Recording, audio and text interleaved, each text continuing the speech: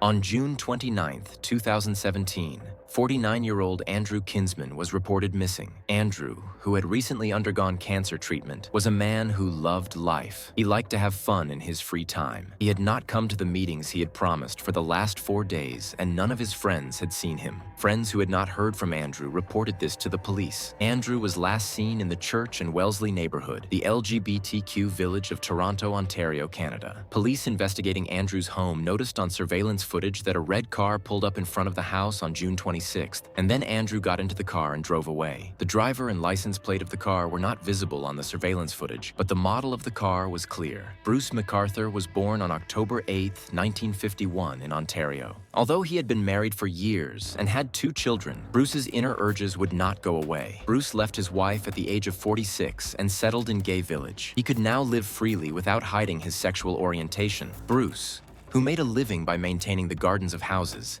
attacked a sex worker in 2001 and hospitalized him. Although the man who barely escaped with his life filed a complaint, Bruce did not receive a serious punishment. 16. In September 2010, Skandaraj Navaratnam was reported missing. Skandaraj, a Sri Lankan immigrant and gay man, was spotted at a bar in Gay Village on September 6, 2010. His case was closed without further investigation. A man breathlessly called 911, saying that Bruce had tried to strangle him during a sexual encounter and that he was about to die. Bruce denied the allegations and the case was closed. However, it was not these incidents that made Bruce a suspect after Andrew's disappearance. Andrew was not the first person to go missing in Gay Village. The missing cases here began in 2010. Skandaraj, a Sri Lankan immigrant and gay man, was reported missing on September 10, 2010. Skandaraj Navaratnam was reported missing on September 10, 2010. Skandaraj, a Sri Lankan immigrant and gay man,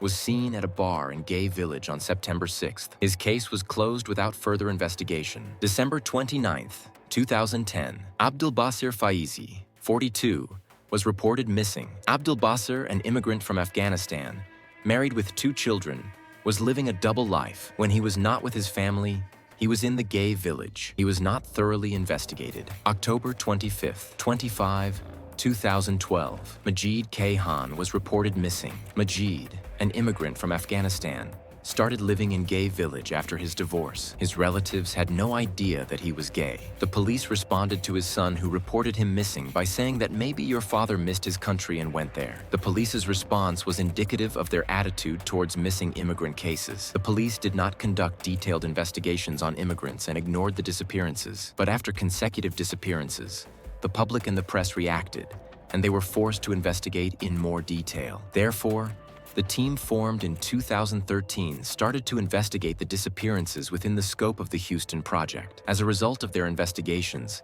the police found that Majid and Skandaraj were in love with the same person for a period of time. This person was Bruce. Although Bruce confirmed that they were in a relationship, he said that he was not aware of their disappearance and got away with this investigation. However, cases of disappearances continue. 15. Surush Mahmoodi, an Iranian immigrant, was reported missing in August 2015, and Selim Esen, an immigrant from Turkey, was reported missing on April 20, 2017. Andrew Kinsman was the latest in a string of disappearances, but he was quite different from the others. He did not hide the fact that he was gay and he was a white Canadian. Fearing repercussions, the police investigated a disappearance in detail for the first time. The police thought that the red car Andrew was riding in belonged to Bruce and issued a search warrant. Bruce disposed of the car, but had no proof that he had sold it. The car was found in a junkyard before it was smashed at the last minute, and traces of Andrew and Selim were found inside. The evidence found by the police, who copied Bruce's hard disk from the deleted files, was blood-curdling. Bruce had strangled Andrew and Selim to death